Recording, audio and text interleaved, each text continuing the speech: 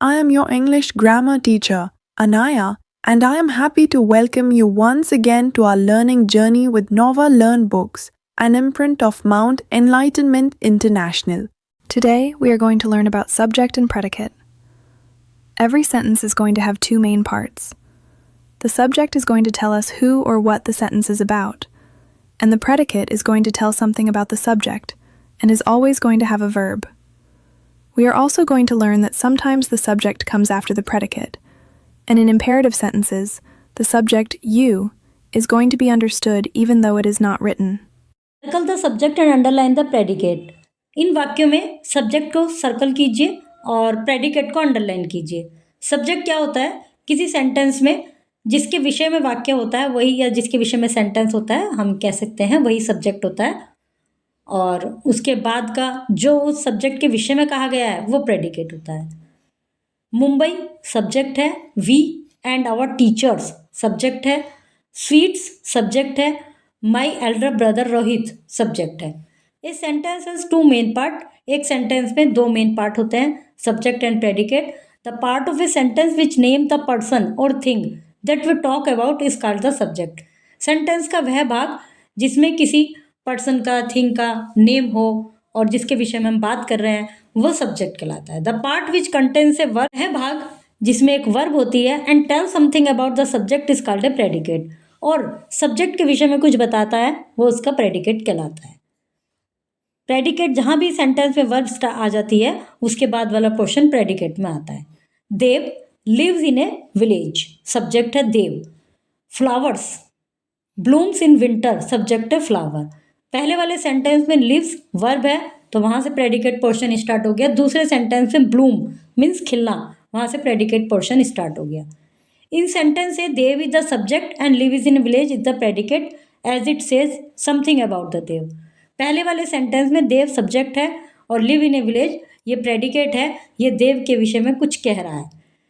Similarly in sentence B flower is the subject and bloom in winter is the predicate. दूसरे sentence में flowers subject है और Bloom in winters predicate है, क्योंकि ये flower के विषय में बता रहे हैं कि फ्लावर कब खिलते हैं, विंटर में खिलते हैं। Study the following sentence in which two parts have been separated. Bharat is a land of garden, Bharat subject, is a land of garden. The book has interesting stories, the book subject, has interesting stories predicate. Butter subject is made from ice cream predicate।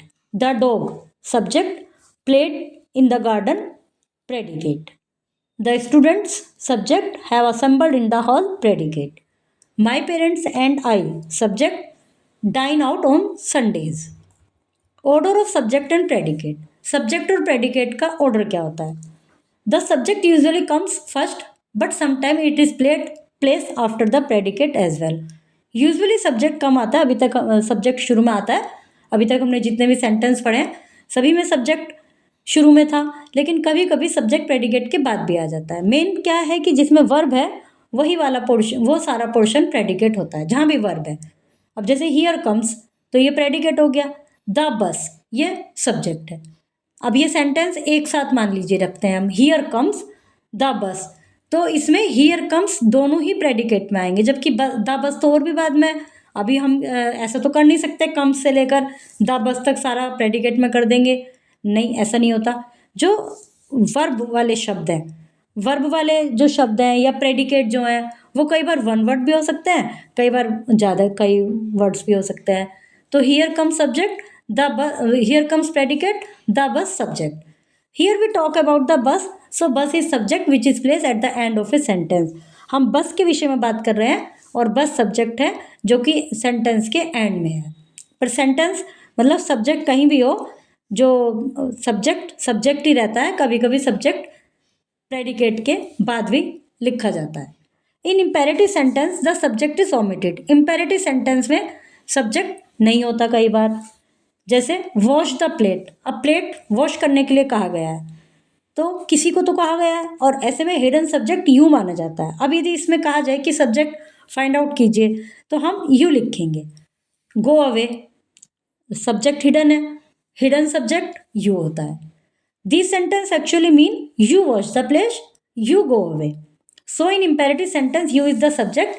It is not stated but implied. ये state नहीं किया जाता, लिखा नहीं जाता, लेकिन imply होता है. Subject and predicate can be made up of one word और more than one word. Subject और प्रेडिकेट दोनों ही एक शब्द भी हो सकते हैं और एक से ज़्यादा भी हो सकते हैं. Synopsis. Subject is that part of a sentence which tells about the person or thing talk about. Subject sentence का वह भाग है जिस person और thing के विषय में बात की जा रही है. Predicate is that part of a sentence which tell us something about the subject. Predicate sentence का वह भाग है जो हमें subject के विषय में कुछ बताता है. What should we ask to find the subject? हमें subject यदि ढूंढना है तो हमें क्या पूछना होगा अपने आप से? What is this sentence about? ये sentence किसके विषय में है?